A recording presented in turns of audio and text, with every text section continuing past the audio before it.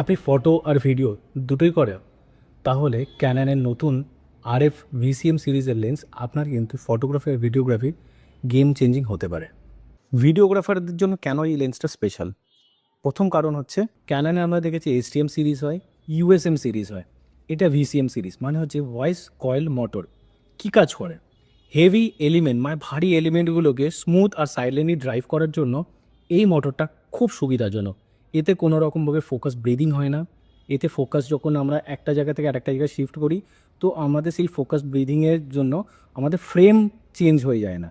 তো অ্যাকিউরেট ফ্রেমটাও থাকে, ফোকাস ব্রিদিংও হয় না, আর স্মুথ ফোকাস ট্রানজিশনও হয়।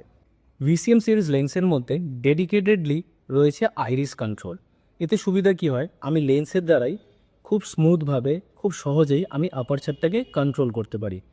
সেকেন্ড যেটা রয়েছে কাস্টমাইজেশন রিং। তো যে কোনো ফিচার্স মানে সেটা ISO হোক, সেটা শাটার স্পিড হোক, বা সেটা কেলভিন হোক, আমি এখানে কিন্তু অ্যাসাইন করে রাখতে পারি, আর আমি আমার সুবিধা মতো এটাকে যখনই ঘোরাবো তখনই সেটা চেঞ্জ হতে থাকবে। যেটা আর একটা যদি ইম্পর্টেন্ট, যদি দেখা যায় এই লেন্সটা রয়েছে 35 mm আর এই লেন্সটার আছে 85 mm। দুটো লেন্সের সাইজ সেম।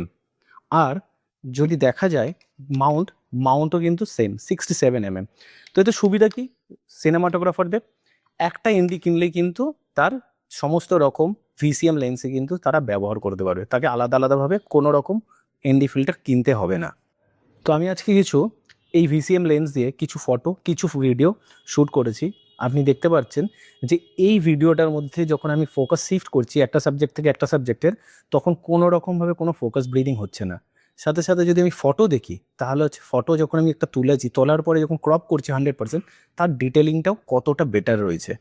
তো বোঝা যাচ্ছে হাইব্রিড শ্যুটারদের জন্য এই VCM লেন্স কতটা উপকার বা কতটা তাদের প্রয়োজন। এই লেন্সের ওয়েট যদি আমি দেখি 50, 85 বা 35, অলমোস্ট সেম ওয়েট। তো এতে সুবিধা কি, বারবার করে গিম্বেলের রিব্যালেন্স করতে হবে না। একবার কোনো লেন্সে যদি ব্যালেন্স করে নিই, তাহলে হচ্ছে আমি বাকি লেন্সগুলো যখনই চেঞ্জ করব আমার কিন্তু গিম্বেলটাকে আর ব্যালেন্স করতে হবে না দ্বিতীয়বার। এটা হচ্ছে সিনেমাটোগ্রাফারদের খুবই একটা উপকার। তো যে কোনো মোমেন্টে যে কোনো সিচুয়েশনে যদি সিনেমাটোগ্রাফাররা চায় যে লেন্সটা চেঞ্জ করবে, আরামসে চেঞ্জ করে নিতে পারে, তাকে গিম্বেলে রিব্যালেন্স করতে হবে না। তো হাইব্রিড শ্যুটারদের জন্য ক্যাননের VCM সিরিজ লেন্স একটা আলটিমেট আপগ্রেডেশন। তো আজকে এই ভিডিওটা কেমন লাগলো অবশ্যই কমেন্টসে জানাবেন। আর আপনারাও কি চান যে আপনাদের এরকম ধরনের লেন্স আপনাদের বাকেটে থাকুক, অবশ্যই কমেন্টসে জানাবেন যে VCM লেন্সের কোয়ালিটি কেমন লাগলো, ফোকাসিং কেমন লাগলো।